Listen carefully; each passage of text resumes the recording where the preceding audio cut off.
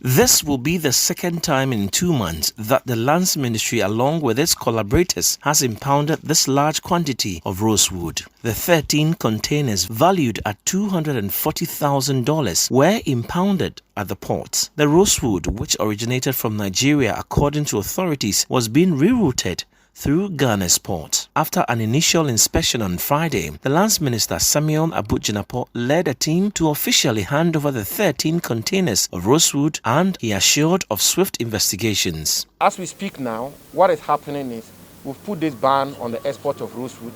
We've put in place measures to deal with the harvesting, trading and export of rosewood.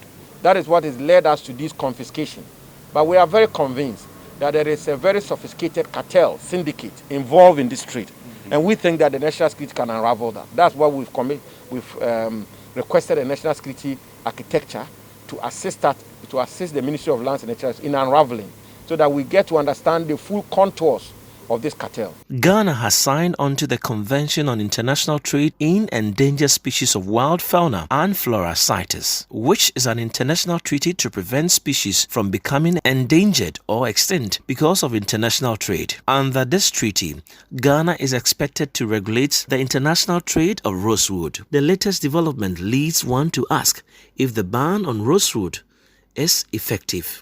There is a clear indication based on the confiscation that the measures we put in place seems to be working. Because, I mean, the fact that you ban cocaine or you ban doesn't mean people will not attempt to smuggle cocaine. But it's only when you get these kinds of confiscation that you assure you that the measures you put in place are working. I mean, if it has slipped through, we won't be here. It is because the measures are working, and it is because officials of the state are enforcing the measures. That is why this confiscation is happening. Though the ban of rosewood is still in force, there appears to be a cartel violating it. Samuel Abu-Jinapor says government is considering a review of the laws on the ban of rosewood to make it punitive. Now, the system we have has said that when rosewood is confiscated, the trucks which cut these woods essentially are impounded. They get to pay a paltry fine, and they take their vehicles away.